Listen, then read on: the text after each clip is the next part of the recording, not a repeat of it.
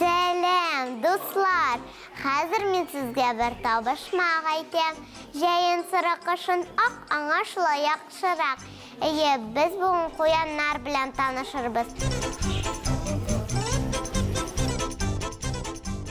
Куяннар иң йомшак хайваннар. Аның колагы 12 сантиметр озынлыкта үсә. Ләкин озын колаклы дустыбызны 80 сантиметрга кадәр җиткән.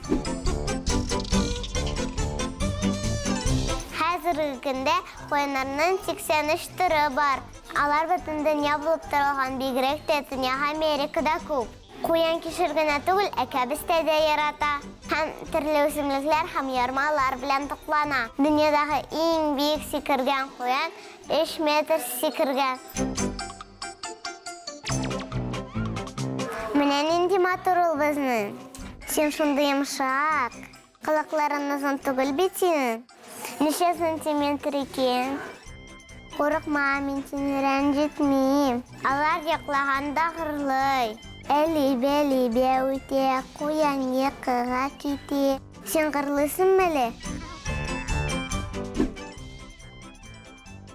Туган булсалар да, кыр куяны белән йорт куяны аерылалар. Бары кыр куяны гына кышын һәм җәен төсен алыштыра. Кыр куяны күккә җитез һәм куркаграк.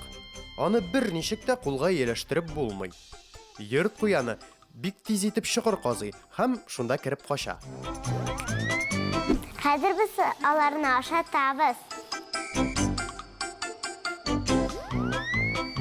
Кәбестәне кайсыгыз ашый?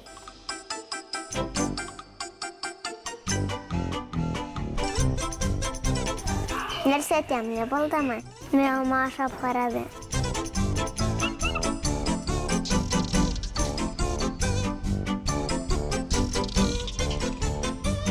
Куян башын бормыйча арттан нәрсә барлыгын күрә ала. Күрә ахрысы чынлап та. Менә шундый йомшак дусларыбыз безнең дөньябызда яшый. Киләсе чыгарылышка кадәр хуш-хуш.